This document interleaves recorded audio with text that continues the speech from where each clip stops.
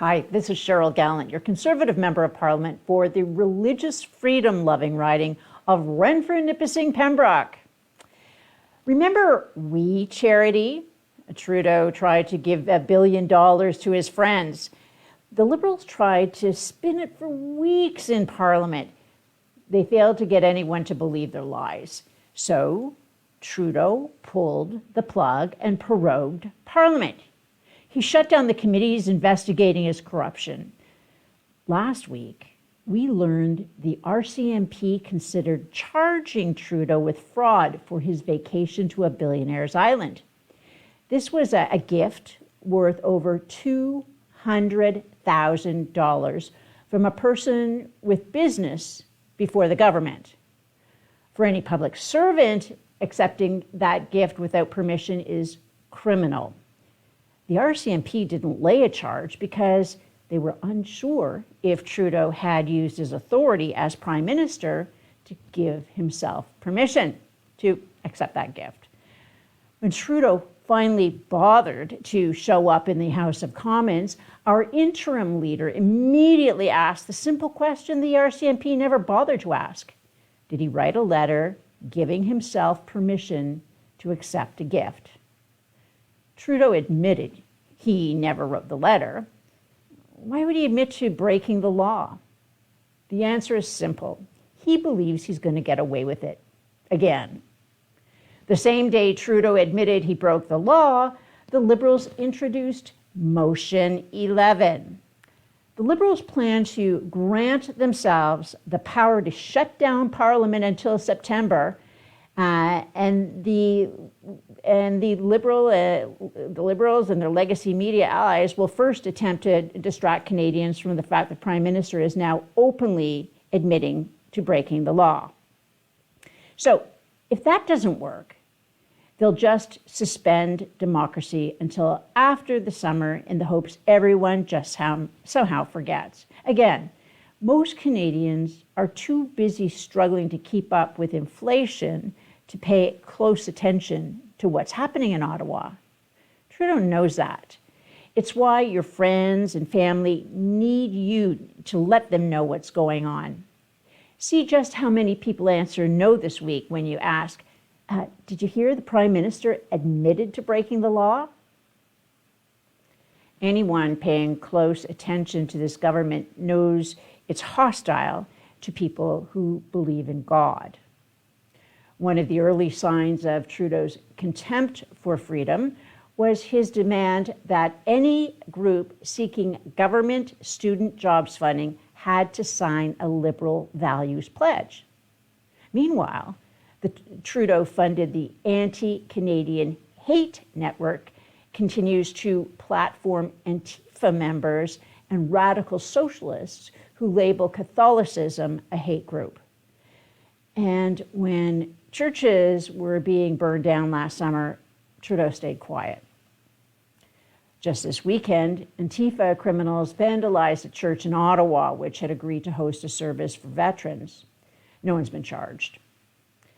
The latest attack on faith is a report written by advisors to the Liberal Defense Minister.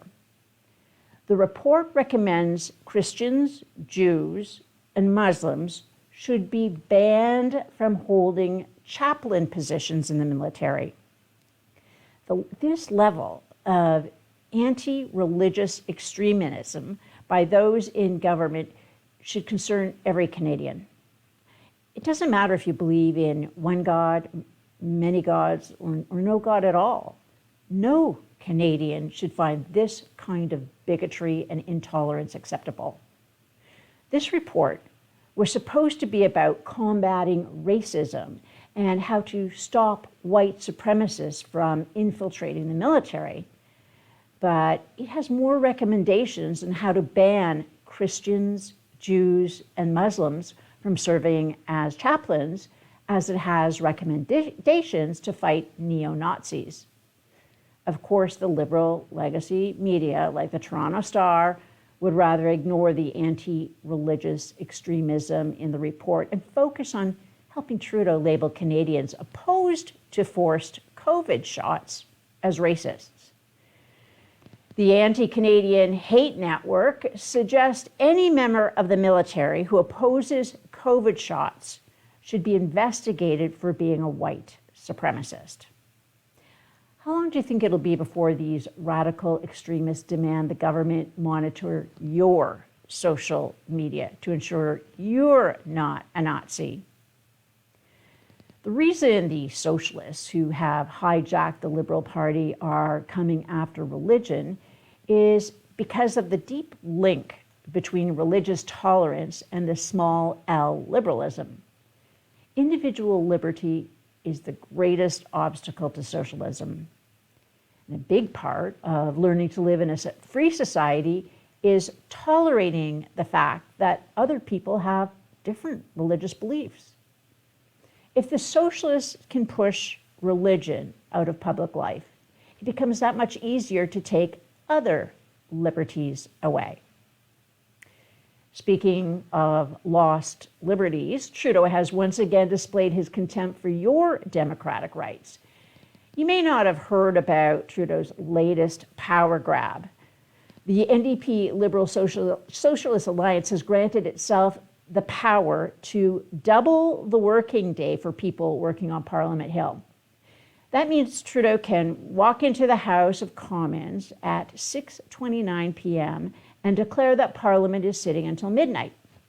Now, Conservatives have no problem debating bad government policy at all hours of the day. This issue, the issue is that no one from the NDP Liberal Party ever has to show up. This makes a mockery of everything Parliament is supposed to represent. It also means the House is forced to cancel some committee meetings because we don't have enough interpreters.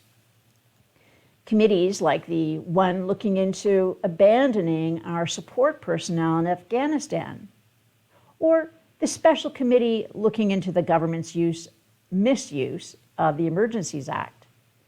And if more evidence of criminal action surface, Trudeau now has the power to just walk into the House and shut it down until the end of September. Be sure to like and share this video so your friends and family can learn what Trudeau's doing. Live from Ottawa, this is Cheryl Gallant.